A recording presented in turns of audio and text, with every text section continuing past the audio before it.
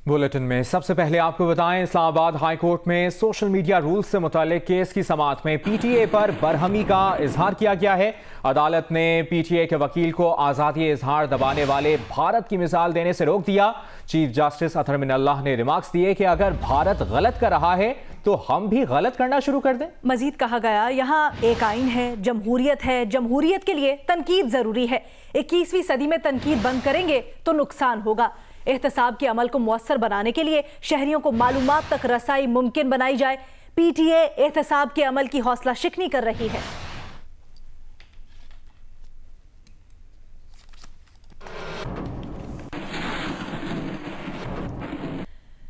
Islamabad high court ने साबिक वजीर आजम नवाज शरीफ को इश्तिहारी करार देने का तहरीरी हुक्मनामा जारी कर दिया।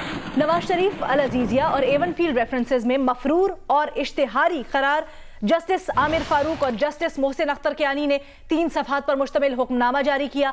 अल अजीजिया स्टील मिल्स और एवन फील्ड रेफरेंसेस में अलग अलग तहरीरी हुक्मनामे जारी किए गए हैं। हुक्मनामे में कहा गया है कि नवाज शरीफ को अदालत में पेश होने का बार बार मौका दिया गया। नवाज शरीफ जानबूझकर अदालती कार्रवाई का हिस्सा नहीं बन रहे। नवाज शरीफ को अल अजीजिया और एवन फील्ड रेफरेंसेस में इश्तिहारी करार दिया जाता है।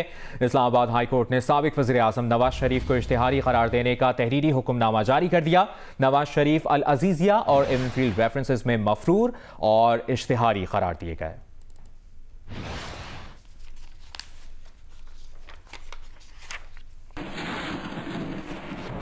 आगे बढ़ते हैं, आपको बताएं, शहबाज शरीफ, मरियम नवाज और हमजा शहबाज की मुलाकात में इस्तीफों से मुतालिक अंदरूनी कहानी सामने आ गई है। ज़राए का बताना है कि मुस्लिम लीग नून के अरकान 13 दिसंबर को लाहौर जलसे में असेंबलियों से इस्तीफे देने का ऐलान कर सकते हैं। मजीद तफसीलात जानते हैं हमारे नुमाइंदे उस्मान भट्टी से। उस्मान, क्या है अंदर की खबर?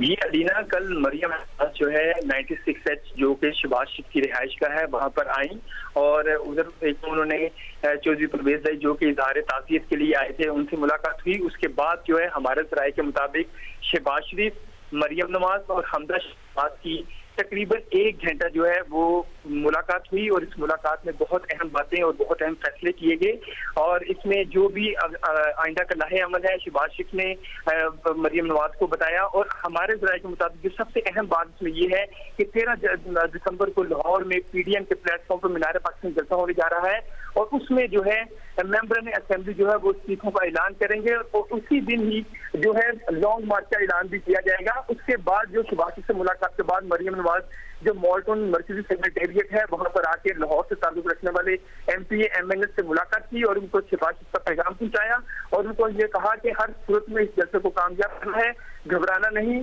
और इस जो मिशन को जारी रखना है। और इस हवाले से काफी अहम फैसले कल किए गए हैं जो कि हमजा शहबाज इस मीटिंग में मौजूद थे, मरियम नवाज और शहबाज शरीफ से भी। सही, 13 दिसंबर को लाहौर जलसे में असेंबलियों से इस्तीफे देने का ऐलान भी सामने आ सकता है। लॉन्ग मार्च के ऐलान का भी इम्कान है। आपने तफसीलन अपडेट किया उस्मान भट्टी, शुक्रिया आपका।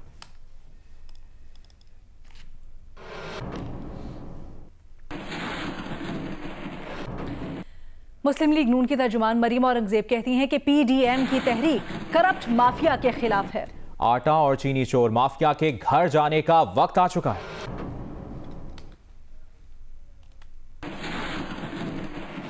कहते हैं कि जलसे को नहीं रोकेंगे क्योंकि आप जलसे को रोक नहीं सकते, क्योंकि ये जलसा नहीं है, ये अवामी तहरीक है आपके खिलाफ।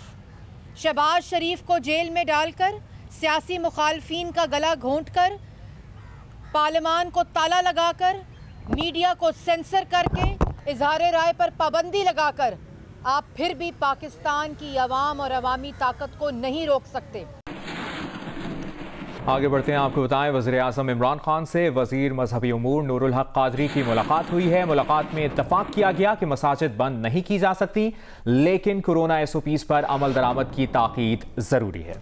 वज़ीर आज़म ने कहा कि वज़ारत मजहबी उमूर उलमा और मशाइख को कोरोना के फैलाव के इशारियों के फराहमी यकीनी बनाए और वाज़ और खुतबात में कोरोना SOPs पर अमल दरामद की ताकीद मिंबर के ज़रिए मुमकिन बनाई जाए। वज़ीर आज़म ने वज़ारत मजहबी उमूर को उलमा और NCOC के मुसलसल राब्ते में रहने की हिदायत की। नूरुल हक कादरी ने वज़ीर आज़म से उलमा और मशाइख काउंसिल की तंजीम 9 पर भी मुशावरत की।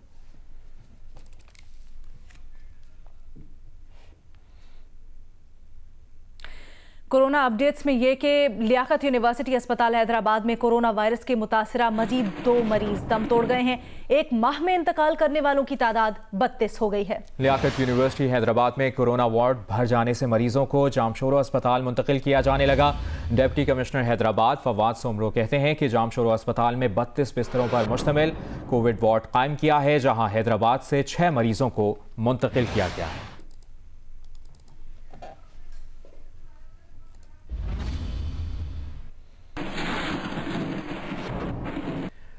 वज़ीर-ए-आज़म इमरान खान ने अक़वाम मुत्तहिदा के खुसूसी इजलास में कोरोना वबा से निमटने के लिए 10 निकाती एजेंडा पेश कर दिया।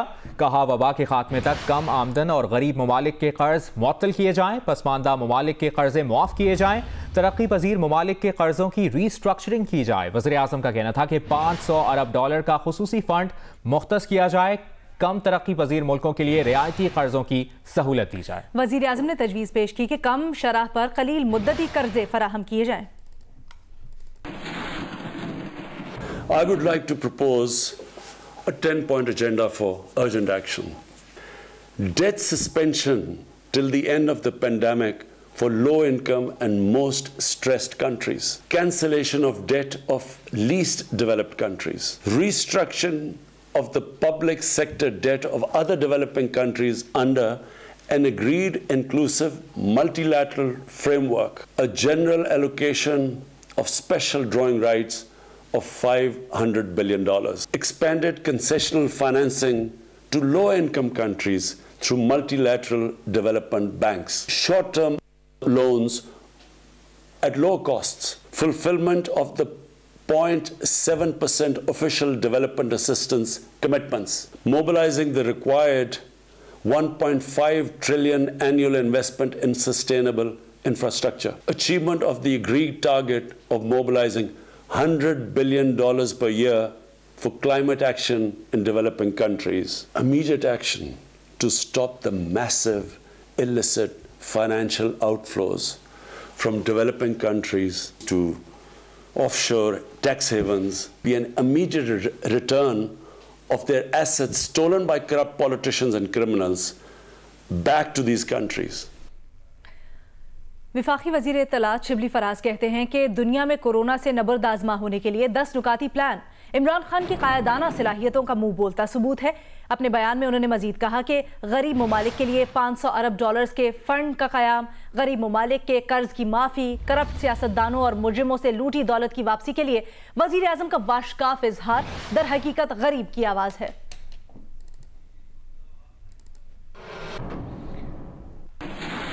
अभी आपको बराह रास्त लिए चलेंगे। तर्जुमान सिंध हुकूमत मुर्तज़ा वहाब कराची में मीडिया से गुफ्तगू कर रहे हैं और नेचुरली वो कौम के इंटरेस्ट को कॉम्प्रोमाइज़ कर रहे हैं और अपने ज़ाती मफादात को तरजीह देते हुए अपनी जेबें भर रहे हैं। मैं ये अपील करना चाहूँगा, ये डिमांड करना चाहूँगा कि चेयरमैन नैब इसका नोटिस लें और चीफ जस्टिस ऑफ पाकिस्तान इस मामले का नोटिस लें, ताकि ये जो कॉन्फ्लिक्ट ऑफ इंटरेस्ट से भरपूर ये हुकूमत आवाम का इस्तेहसाल कर रही है, इसको रोका जा सके। दूसरा, मैं पुरजोर अपील करना चाहूँगा कि आइन के आर्टिकल 158 के मुताबिक, आर्टिकल 158 के मुताबिक जिस सूबे के अंदर गैस दरियाफ्त होती है उस सूबे की आवाम का पहला हक है उस गैस के ऊपर। बदकिस्मती से मुझे अफसोस के साथ ये कहना पड़ता है कि मौजूदा हुकूमत सिंध की आवाम को उसके हिस्से की, उसका आइनी हक जो गैस के ऊपर है वो गैस नहीं दे रही, जिसकी वजह से सिंध के बासियों को, सिंध के ताजरों को, सिंध के सनतकारों को, सिंध के मज़दूरों को नुकसान हो रहा है और हमारी मईशत का इस्तेहसाल हो रहा है। मैं डिमांड करना चाहूँगा कि फौरी तौर पर आइन के आर्टिकल 158 के ऐन मुताबिक सिंध को उसके हिस्से की जो रिक्वायर्ड गैस है वो फौरी तौर पर वफाकी हुकूमत को प्रोवाइड करनी चाहिए। आखिर में मैं स्टील मिल के हवाले से बात करना चाहूँगा कि आपको याद होगा कि जब वोट लेने की बारी थी, जब अपोजिशन में बैठकर तकारीर करने की बारी थी, तो चाहे इमरान खान साहब हो, आरिफ अलवी साहब हो, असद उमर साहब हों, इन तमाम लोगों ने ये दावा किया था कि हम पाकिस्तान स्टील मिल को टर्न अराउंड करके देंगे 60 रोज़ के अंदर। इन्होंने वादा किया था कि हम स्टील मिल को बंद नहीं होने देंगे, और ये वादा किया था। और वादा करते वक्त असद उमर साहब ने कहा था कि रिकॉर्ड कर लो मेरी बात को ताकि अगर मैं इस बात पर यू टर्न लूँ तो आप मुझे शर्मिंदा कर सको। और वो वादा ये था कि मैं स्टील मिल के वर्कर्स के साथ खड़ा हूँगा, हुकूमत के साथ नहीं खड़ा हूँगा अगर आप लोगों को बेरोज़गार किया जाता है।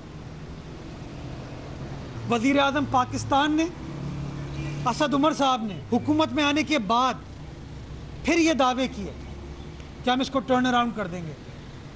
असद उमर साहब ने कहा कि हम कॉम्प्रिहेंसिव पैकेज, कॉम्प्रिहेंसिव प्लान लेके आ रहे हैं स्टील मिल को रिवाइव करने के लिए, रीवैम्प करने के लिए। बहैसियत वज़ीर भी ये वादा किया। फिर दूसरा वादा फिर क्या कि प्लान तैयार हो गया है और वो ईसीसी काबीना बहुत जल्द उसकी मंजूरी दे देगी। और आज नज़र ये आता है कि मंजूरी 4,500 मुलाजमीन को बरतरफ करने की दी गई है।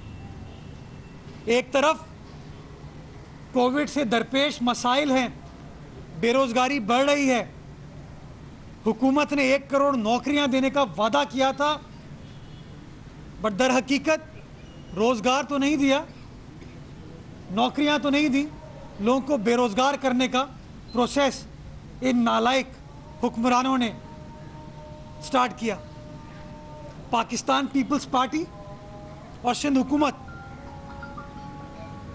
स्टील मिल मुलाजमीन के साथ खड़ी हुई है।